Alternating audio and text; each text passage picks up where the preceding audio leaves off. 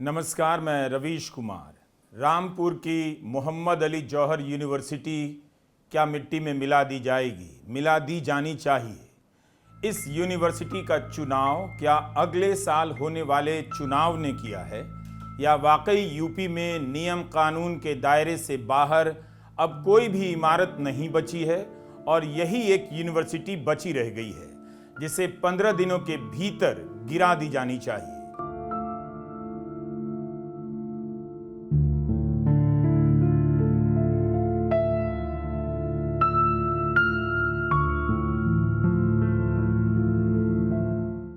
जब से यह खबर आई है कि यूनिवर्सिटी की 40 में से 38 इमारतों के निर्माण के लिए ज़रूरी अनुमति नहीं ली गई, यह सवाल उठ रहा है कि फिर बचेगा क्या? उन 2 भवनों को भी गिरा देना चाहिए ताकि यूनिवर्सिटी का वजूद ही मिट जाए। इन्हें 38 भवन कहा जा रहा है, लेकिन ये बारात घर और सार्वजनिक शौचालय के भवन नहीं हैं। 38 भवन के गिराए जाने की सूचना इस तरह से दी जा रही है ताकि आपकी आंखों के सामने एक यूनिवर्सिटी मिट्टी में मिला दी जाए और आपका उससे जुड़ाव भी ना हो, आप संवेदनशील भी ना हो सकें। मुमताज़ सेंट्रल लाइब्रेरी की इमारत को जब आप नाम और आकार के साथ देखते हैं तब आप इसे 38 भवनों में से एक भवन की तरह नहीं गिन सकते। इस लाइब्रेरी में 40,000 किताबें हैं, 12,000 ऑनलाइन जर्नल हैं। हर साल 5 से 6,000 नई किताबें खरीदी जाती हैं।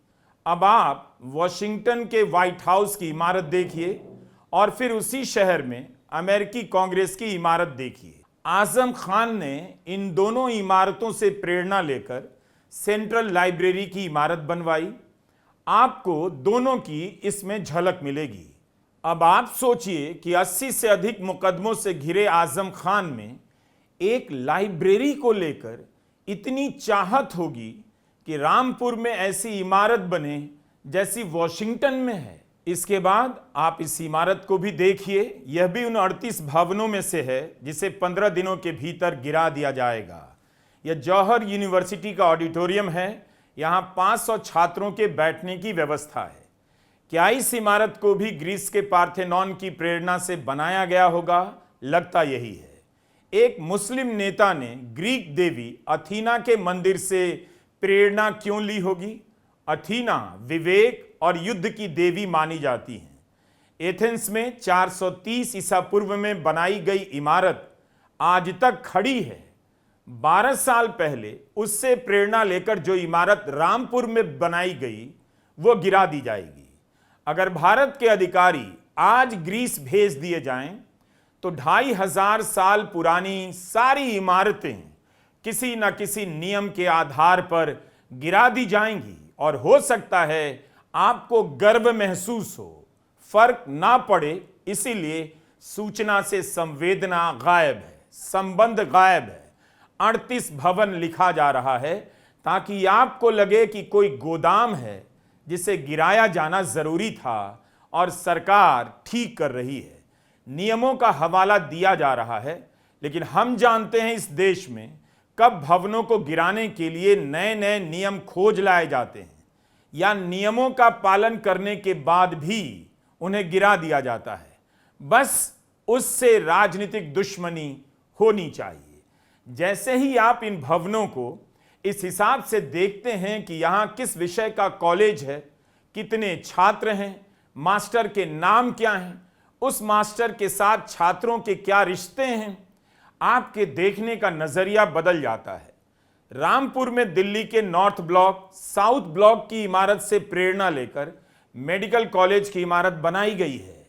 कोई नेता इतनी समझदारी और लगाव के साथ एक यूनिवर्सिटी खड़ी करता है, इन भवनों की डिजाइन के जरिए एक यूनिवर्सिटी का जज्बा उस क्षेत्र में पैदा करता है जहां से किसी यूनिवर्सिटी के उभरने की संभावना कब की समाप्त हो चुकी है।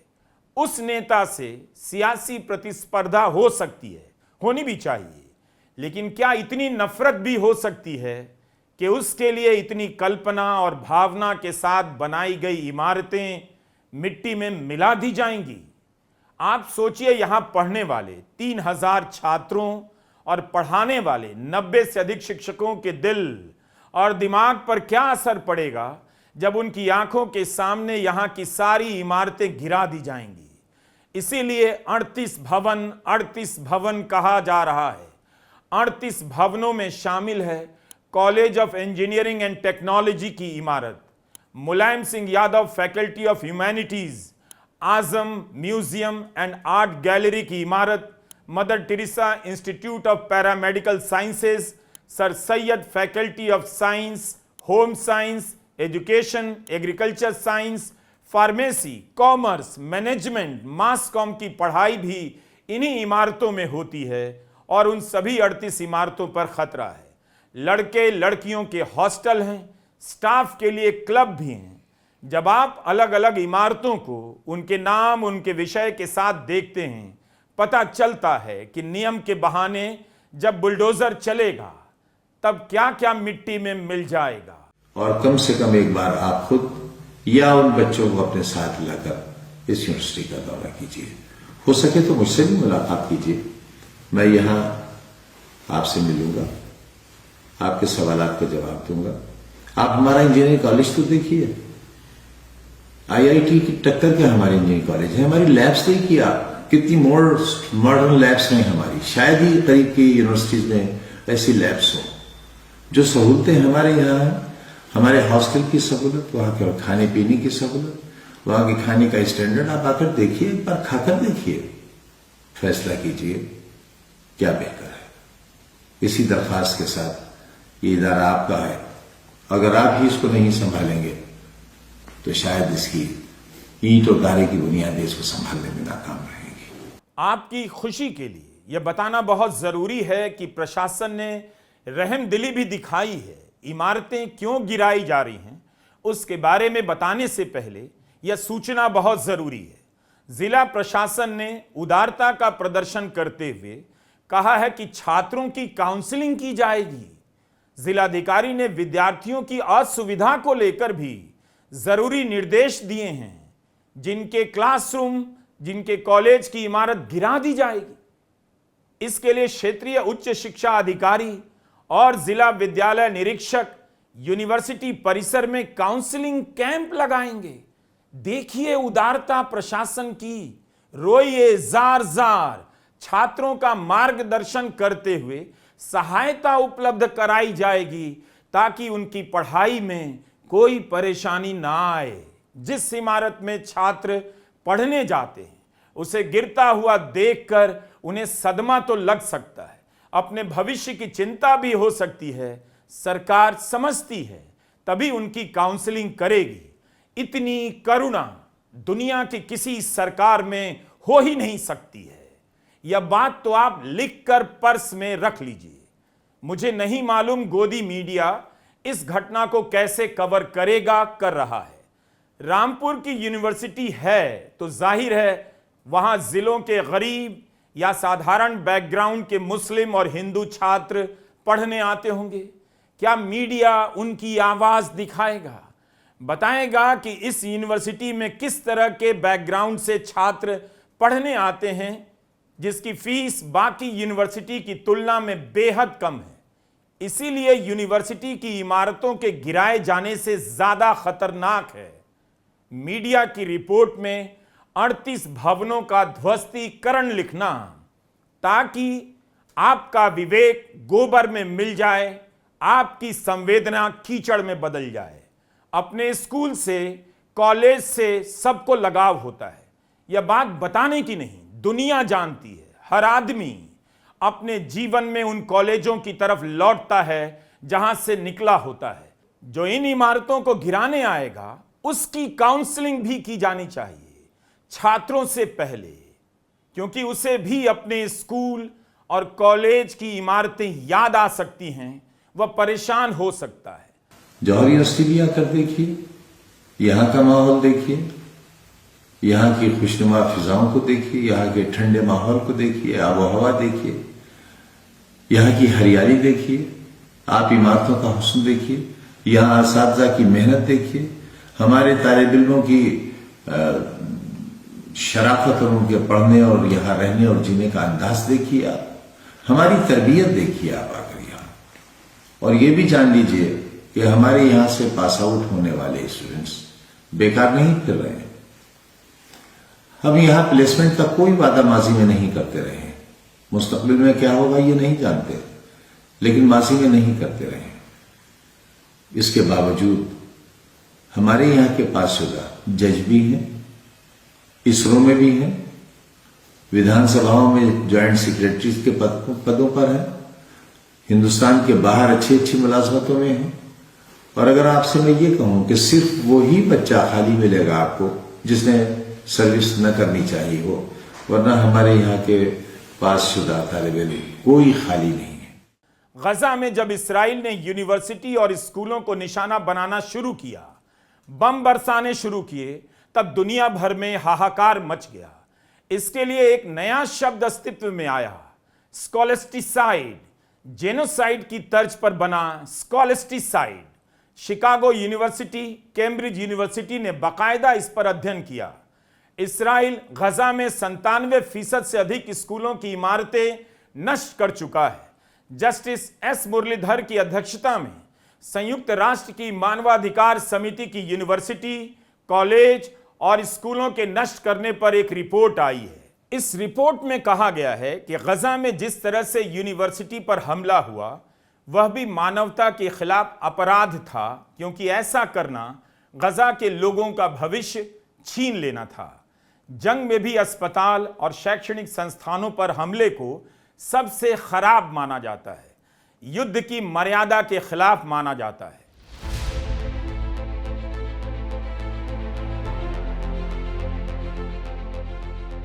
रामपुर डेवलपमेंट अथॉरिटी के उपाध्यक्ष और जिलाधिकारी अजय कुमार द्विवेदी का बयान है कि यूनिवर्सिटी ने 38 इमारतों का निर्माण अवैध रूप से किया। उनके नक्शे जिला पंचायत से मंजूर नहीं किए गए। इसके काउंटर में यूनिवर्सिटी की दलील मीडिया में छपी है कि रामपुर डेवलपमेंट अथॉरिटी के अस्तित्व में आने के बहुत पहले यूनिवर्सिटी की इमारतें बन चुकी थी। इस पर जिला प्रशासन का कहना है, यह सही है कि सितंबर 2024 में रामपुर डेवलपमेंट अथॉरिटी आरडीए अस्तित्व में आया, लेकिन उसी के साथ उसे जिला पंचायत का अधिकार भी सौंप दिया गया। इसी यूनिवर्सिटी ने 2 इमारतों के नक्शे जिला पंचायत से पास कराए थे। इसका मतलब है यूनिवर्सिटी के प्रबंधकों को नियमों की जानकारी थी। अगले 15 दिनों में अगर यूनिवर्सिटी ने इन 38 संस्थानों को नहीं गिराया तो प्रशासन अपनी तरफ से कार्रवाई करेगा और उसका खर्चा यूनिवर्सिटी से लेगा। आजम खान के खिलाफ इतने मुकदमे हैं कि उन पर बात करना, उन सभी के तथ्यों को समेटने में ही साल लग जाएंगे। मीडिया रिपोर्ट के अनुसार आजम खान पर 80 से अधिक मुकदमे हैं, कहीं कहीं संख्या 90 भी है और 100 भी है। इनमें से 30 मुकदमे जौहर यूनिवर्सिटी से संबंधित हैं। इस यूनिवर्सिटी के उद्घाटन के समय मुलायम सिंह यादव सरकार के 30 से अधिक मंत्री गए। इतनी ही संख्या में मुकदमे हैं और इसी संख्या के आसपास इमारतें गिराई जानी। लोक निर्माण विभाग ने अब मोहम्मद अली जौहर यूनिवर्सिटी के भीतर बनाई गई सड़क को भी आम रास्ता घोषित कर दिया है। एक तरह से अपने प्रबंधन में ले लिया है। कहा जा रहा है कि सड़क के बनाने के लिए विभाग का पैसा लगा था। इस सड़क की लंबाई करीब 3.5 किलोमीटर है। लोक निर्माण विभाग ने यूनिवर्सिटी के गेट पर बोर्ड लगा दिया है, यह आम रास्ता है। 6 साल के इंतजार के बाद इस यूनिवर्सिटी को अल्पसंख्यक संस्थान का दर्जा मिला। 2013 से दर्जा प्राप्त है। पिछले 5 साल से यह यूनिवर्सिटी जांच के घेरे में है, तरह तरह की कार्रवाई का सामना कर रही है। उन सभी खबरों को समेटना आसान नहीं। पता चला हम समेटने के लिए रिसर्च में लगे हैं और तब तक उस यूनिवर्सिटी का नामो निशान ही मिटा दिया गया। फिर उस रिसर्च का क्या काम रह जाएगा। हमने अपने इस वीडियो में उन प्रतिक्रियाओं को शामिल तो किया है, मगर पढ़ नहीं रहे हैं जो ट्विटर पर जारी की गई हैं। भारत जैसे देश में एक यूनिवर्सिटी गिराई जा रही है और प्रतिक्रिया ट्विटर पर दी जा रही है। इधर उधर की बातों के सहारे निंदा की जा रही है, बेहद अफसोसनाक है।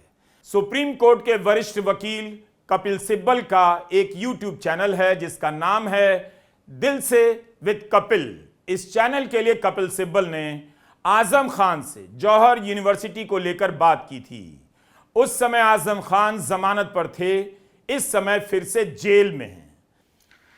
ये बताइए कि ये सब आपके खिलाफ जो होने लगा ये 2017 के बाद हुआ जी, क्योंकि जब सरकार बदली और नई सरकार बनी उत्तर प्रदेश में तो ये सब मुकदमे आपके खिलाफ किए गए। और मैं कुछ देख रहा था कि एक मुकदमा किया गया कि आपने जो अली जौहर यूनिवर्सिटी है उसने किसानों के ज़मीन पे कब्जा कर रखा।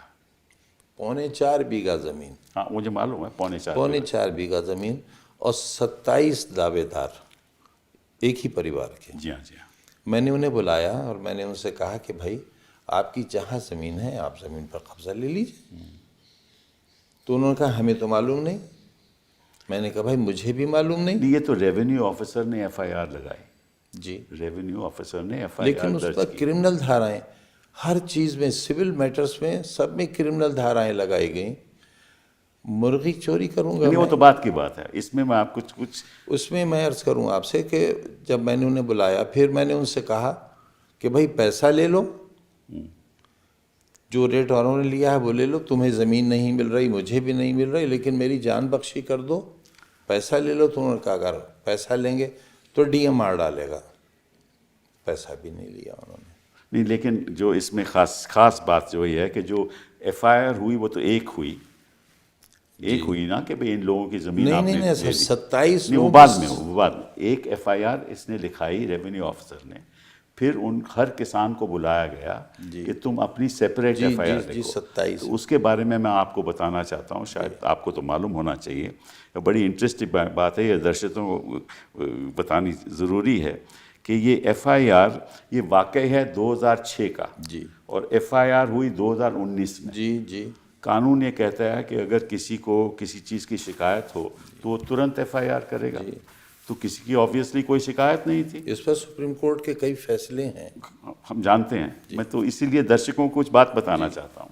तो ये FIR 13 साल बाद हुई जी, और उसमें एक इंटरेस्टिंग बात यह है कि कब हुई ये 13 जुलाई 2019 में पहली हुई जी, 4:56 पे, फिर 13 जुलाई 5:47 पे, फिर 14 जुलाई 1:21 पे, फिर 15 जुलाई 11:14 पे, फिर 16 जुलाई को 1, 2, 3, 4, 5, 6, 7, 8 FIR हुई और उसका टाइम है 22:22, दैट मीन्स 10:22, फिर 10:34, फिर 10:44, फिर 10:42, फिर 11:02, फिर 11:11, फिर 11:18। मतलब कि 13 साल के बाद इन किसानों को उसी टाइम ख्याल आया कि हमें 8 FIR उसी दिन उसी जगह करनी है। क्या ये अमलन संभव है? ये संभव हो कि नहीं सकता। मिनटों के अंदर FIRs लिखी जाएं? इसका मतलब कि इन लोगों ने, इसीलिए मैं ये सवाल आपसे पूछ रहा था। कपिल सिब्बल के चैनल पर आप ये इंटरव्यू पूरा देख सकते हैं। कई लोग लिख रहे हैं यूनिवर्सिटी की इमारतें क्यों गिराई जा रही हैं, उसमें तो पैसा लग गया है, सरकार उन इमारतों को अपने नियंत्रण में क्यों नहीं ले रही है और इसका इस्तेमाल जनता के लिए कर सकती है, क्यों नहीं कर रही है। लेकिन जौहर यूनिवर्सिटी की किस्मत का फैसला हो चुका है, वरना नियमों के तहखाने से नियम निकाल कर नहीं लाए जाते। इसी तरह नियमों को खोज कर लाया जाए और उनके पालन पर सरकार अड़ जाए तो न जाने कितनी प्राइवेट और सरकारी यूनिवर्सिटी को 15 दिनों के भीतर इस देश की स्मृति से गायब हो जाना पड़ेगा। इसीलिए हमने कहा आप इस यूनिवर्सिटी के जवाब, प्रशासन के आदेश वगैरह बिल्कुल मत देखिए कि आजम खान को लेकर चल रही राजनीति किस मोड़ पर पहुंच गई है, उस मोड़ को देखिए। वैसे भी भारत के युवाओं की किस्मत में ही अटैची है। जिस दिन वह किताब उठाता है उस दिन बस्ता नहीं उठाता, अटैची उठाता है। अपने गांव से शहर जाने के लिए, शहर से राजधानी जाने के लिए, और राजधानी से दूसरे राज्य की राजधानी और शहर के लिए, और वहां से दूसरे देश में जाने के लिए।